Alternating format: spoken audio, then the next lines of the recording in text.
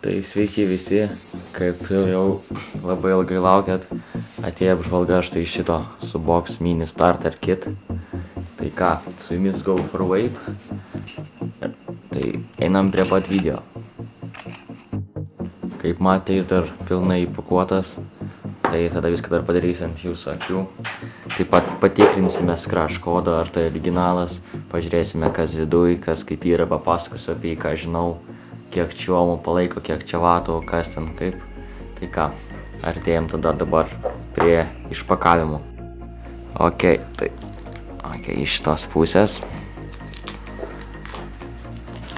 Štai taip gražiai išpakuojam jį. Šitas celofanas mums nereikalingas, galima jį išmest. Atsidaro štai tokiu būdu. Iškart pažiūrėjom, kas yra rašosi ant dėžutėj. Gal dabar kaip tik patikrinkime, ar tai originalas. Štai kaip matėte, čia yra kodas. Priartinsiu. Štai kodas rašosi. Ir tuoj mes pažiūrėsime, kaip čia viskas vyksta. Ką dabar suvečiau tą kodą ir man parašo, ar ant jūsų dėžutės rašosi šitie skaičiai. QD58 D1. Nežinau, ar jums tai pastebėsite, bet štai čia štai tokie patys skaičiai. QD58 D1. Dabar paspaudžiame Yes. Ir kaip matome, rašo This product is authentic. Tai ką, patikriname originalumą štai šito daikto. Toliau eina vidus. Tai ką, reikia padaryti iš karto štai tokį judesiuką ir atsidaro mūsų pati dėžė. Ir kas čia yra, iš karto čia rašosi, kas eina į komplektaciją. Štai čia Keybox Mini. Čia nėra visas tas komplektas, vadinasi Subox Mini. Tai yra susideda iš tokių dalių kaip Keybox Mini, Subtankas Mini, 0.5 galvutė, 1.5 galvutė, RBA coilas, RBA Mini plus bassas, instrukcija, po to atsuktuvai, japoniška vata ir USB kabelis. Čia ką negalima, ten naudoti nuo 18 metų, taip toliau. Ok, tai štai tokie popieriukai.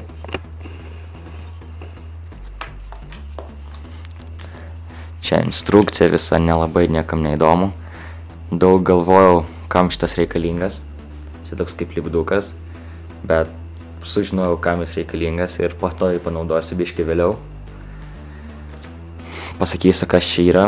Dabar čia rašoma, kokį skystį geriausia naudoti, kiek VG ir kiek watt galėsite su juo panešti. Štai. Jeigu kažkam reikės, galite studyti ir paskaityti. Gerai, kas toliau? Toliau pas mus eina pats mūsų Subtankas Mini. Keyboxas. Gerai, kas ten toliau dėžutė gero randasi, tai pažiūrėsim. Stiklas padėkime į šoną. Štai taip pasikelia dėžutė.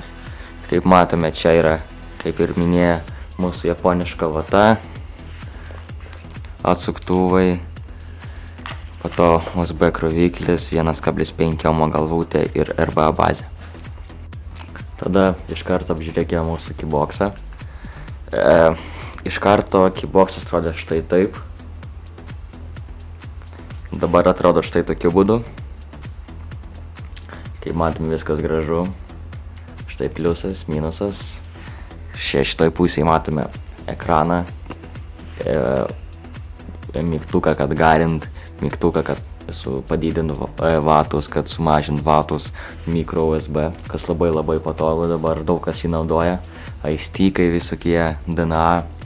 Tai yra, pavyzdžiui, jeigu jūsų baterija išsikrautų, štai čia įsideda. Jeigu jūsų baterija išsikrautų, galima parinkti prie kompo arba prie rozetės ir toliau garint be problemų. Tai reiškia, galima visą absoliučiai laiką garinti, jeigu pas jūs yra elektra ir USB laidas. Toliau eina štai toks 50 sriegis. Kas man nelabai patinka, kad jis nėra reguliuojamas ir kaip matote, štai čia nešokinėja, ne automatinis pinas, tokį statytas jis į vietą ir viskas. Ir maža ką, jeigu jums reikės kokį nors įdėti kaitiklį kitą. Ir matote, čia yra tokios senelės, kad jeigu jūsų pinas nesireguliuoja kaitiklyje, reiškia galbūt turėsite ir problemų. Tai kad va, dėl šito yra vienas minusukas. Toliau čia rašosi Keybox Mini. Iš kitos pusės nieko nėra, čia irgi nieko nėra, čia pats pavadinimas Kengertech. Gerai, kas čia tokio? Čia yra baterijos įstatymas, kaip matėme, pliusas, minusas, čia viskas rašosi, jeigu kažkas nežinos. Štai lipdukas. Ką čia nieko nelabai ypatingo. Tuo tada aš įdėsiu bateriją ir pažiūrėsiu, kas rašosi ant pačio ekrano. Tai ką dabar naudosiu? VTC5 bateriją. Ką pabandom tada ją įdėti. Tai biškį kamerą pataisysiu. Bandom ją įdėti, gerai, pliusas čia, minusas čia. Ir štai kaip matome, įsijungia ekranas Kengertech, iškart 50 W rodo. Tai reiškia, jau maksimalios galimybės yra 50 W. Reguliuojasi taip 0,1 W intervalų. Jeigu laikyti ilgiau, tada bus po, kaip matėte, čia eina skaičiai. Aišku, iki galo daryt reikia biškį laiko palaukti, bet štai taip. Mygtukai kaip ir nestringa, viskas gerai, viskas mašinokit labai maloniai jaučiasi. Čia kas ant ekrano, vatai, po to ohmai ir kiek voltų naudoja.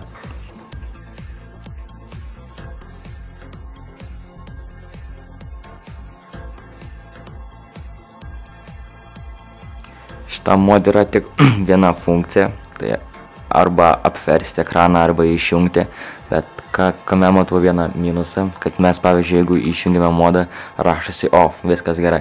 Bet jeigu mes paspaudžiame dar kartą, vėl rašosi off. Tai reiškia, kada jis išsijungia, vis tiek baterija yra naudojama. Ir tai irgi, manau, kaip mažas toks minusiukas būtų.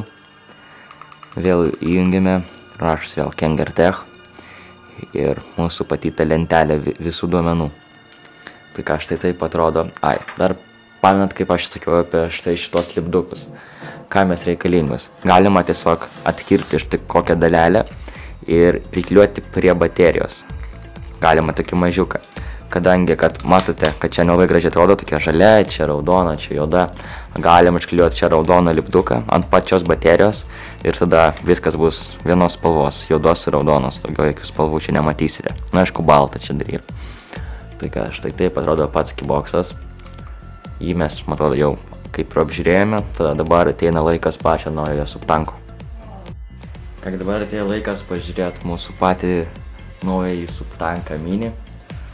Kaip matote, komplekte prieina netgi 3 dalys, tai papildoma galvutė ir bazė irgi atnaujinta. Mes irgi plačiau apžiūrėsime. Tai ką, tada iškart paimkime subtanką į rankas. Tai ką štai, kaip matome, čia yra tiesioginis klonas pirmojo subtank mini. Nieko nepasikeitė, pasikeitė biškį driptipas. Ir kas dar pasikeitė? Pasikeitė naujos spalvos. Tai kad yra dabar juoda ir balta, anksčiau buvo tik tai sidabrinė. Kaip matėme, čia visur yra kurta juoda spalva, štai čia yra keramika. Dar pastebėjau vieną dalyką, man atrodo, kad štai skylė mūsų driptypė yra biškį mažesnė negu štai čia. Tai gal biškį mažiau oro dais iš skysčio, biškį mažiau garų, bet žinokit, čia nelabai didelis skirtumas. Štai taip įsideda dabar yra ant vieno oringo, atsisuka viskas taip pat, kai matome, biškį tos garsas yra nelabai gražus. Bet žinokit, nelabai atkreipiu aš į dėmesį. Štai, viduj kas mūsų stiklas tas pats. Dabar tik pastebėjau, kad komplektacijai nėra stiklo nuo subtanko, tai labai gaila, žinokit. Maža ką sudurš, pas mane jau pati buvo suduržęs stiklas kažkur 2 kartus. Ačiū Dievui, kad turėjau komplektacijai stiklą, tai iškart pasikeičiu, galėjau toliau garinti. Man atrodo, kad čia taip pat biškį koilė pasikeitė štai šitų skylių dydis skysčiui. Kaip matome, čia irgi rašosi. Tai priartinsiu biškį, pamatysite gal. Mano kamera, vat štai. 0,5 ohmo galvutė. Ir čia rašo tą patį, ką rašė ant to lapelio komplektacijai, kiek galima, su kiek VG galima kiek rūkyti vatų, ant kiek vatų. Štai tokia galvutė, štai tokios skylės.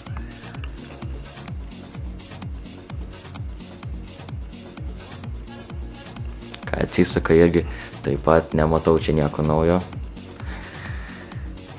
Štai taip atsisuka, štai taip atrodo pats koilas. Čia biškį gumytė, kaip pamatau, nuslydo. Bet čia ne problema. Štai taip.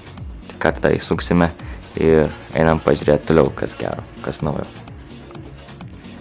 Dabar tada norėčiau pasikalbėti su jumis apie mūsų pačią kaitiklio bazę. Biškį pasikeitė, jeigu palygintumėte su savo, pavyzdžiui, pirmų subtankų, štai yra biškį mažesnė, bet čia nėra didelis minusas, kadangi dabar yra iš dviejų pusių. Štai vienoj pusėje, štai kitoj pusėje. Taip pat pasikeitė biškį oro padavimas. Štai yra štai toks. Yra štai toks mažiukas.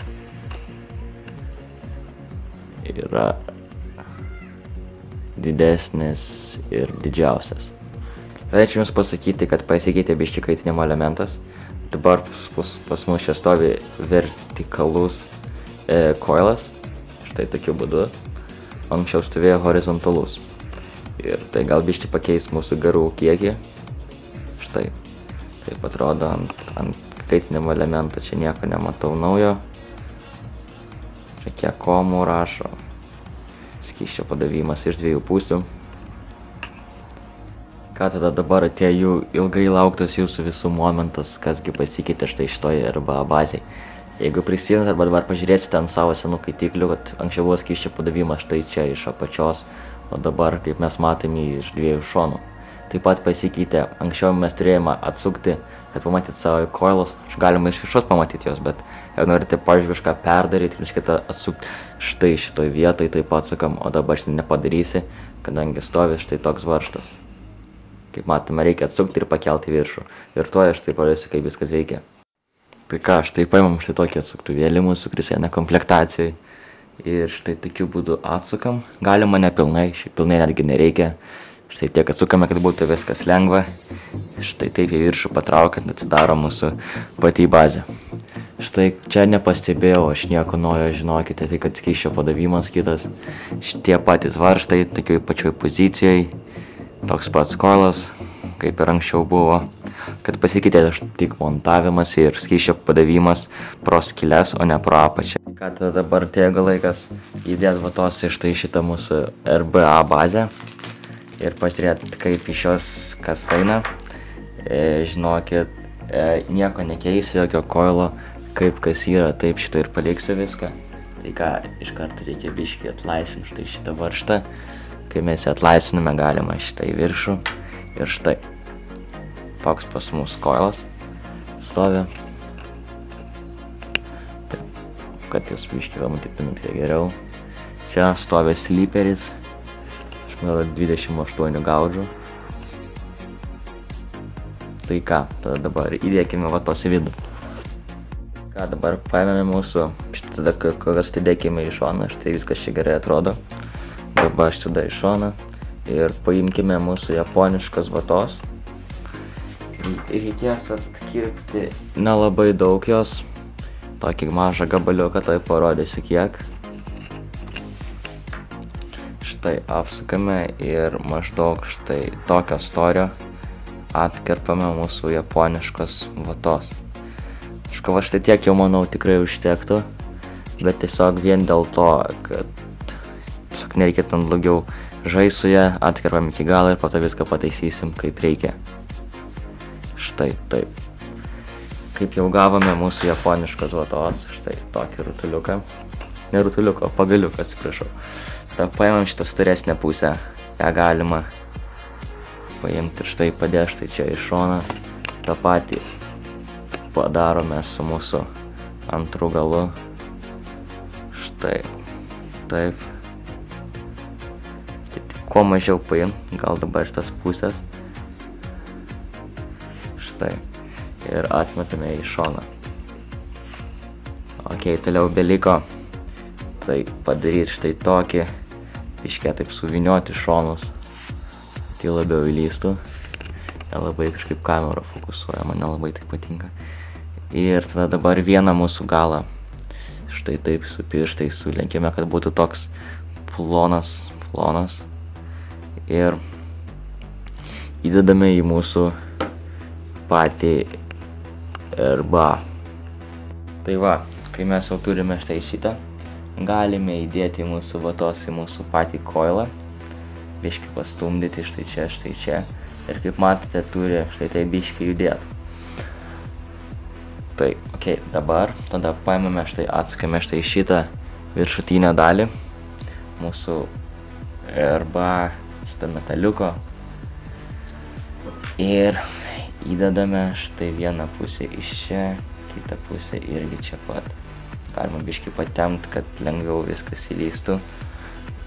Štai taip.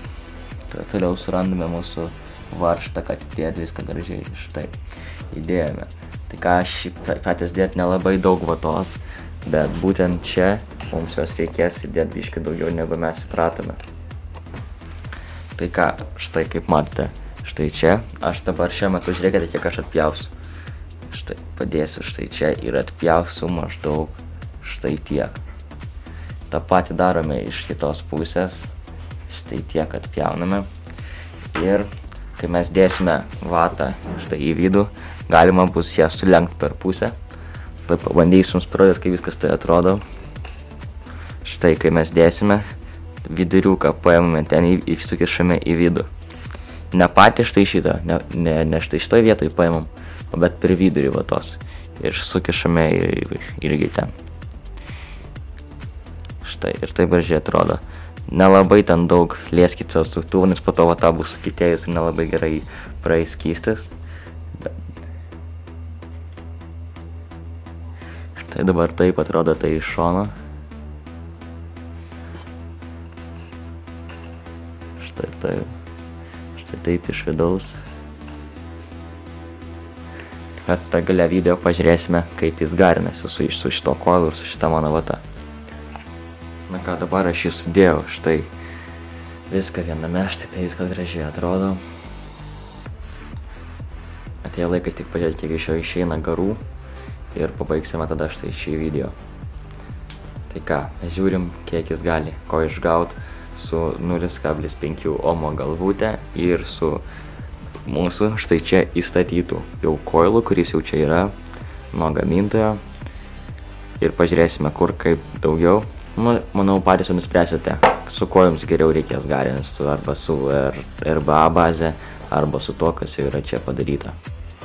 Taigi tada dabar pažiūrėsime, kiek išeina garų iš 0,5 ohmo galvutės.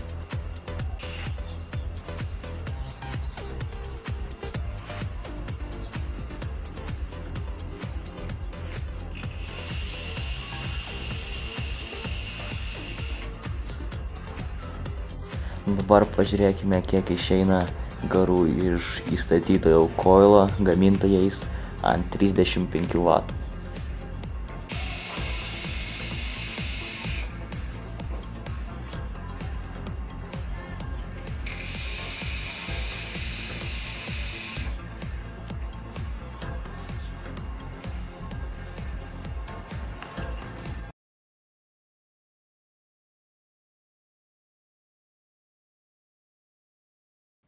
Kai man atrodo, pasakiau viską, ką žinojau apie štai šitą komplektuką su Box Starter Kit. Tikiuosi jums patiko video ir gale norėčiau pasakyti biškį pliusų ir minusų šito viso daiktų. Tai ką, pirmas minusas yra, kad jeigu pas jūs skaitiklyje nereguliuojamas spinas, tai gali būti, kad nepasieks štai šito būtent modo ir tada jis tiesiog neveiks, rodys štai tokį skaičiuką. Kame dar problema?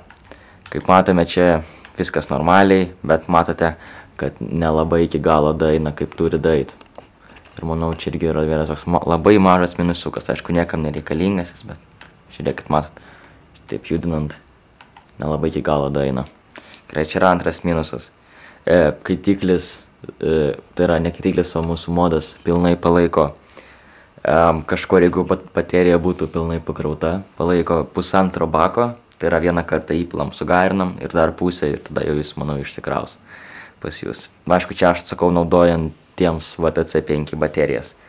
Kas čia dar blogo? Kad biškį nelabai malonus garsas išeina, kai atsukame šitą kaitiklį. O ką, daugiau minusų aš kaip ir nelabai matau, toliau ne tik pliusai, arba tiesiog jų nelabai pastebėjau. Pliusai yra, kad tikrai gan tikrai labai patogus. Rankoje šitas box modas, kaitiklis yra tikrai irgi pagerintas ir man atrodo daug gražiau atrodo negu anksčiau, negu pirma versija. Štai šita RBA bazė skaitėsi viena iš patogiausių pasaulyje, man atrodo, perrinkamų bazių. Ir tai yra labai malonu ir gerai. Koilas ant 1,5 omo tiems, kas nori paragauti tikro skonio. Manau, tai kad čia, manau, tikrai daugiau pliusų negu minusų. Visiems siūlyčiau išbandyti štai šitą kaitiklį ir manau, jums tikrai patiks.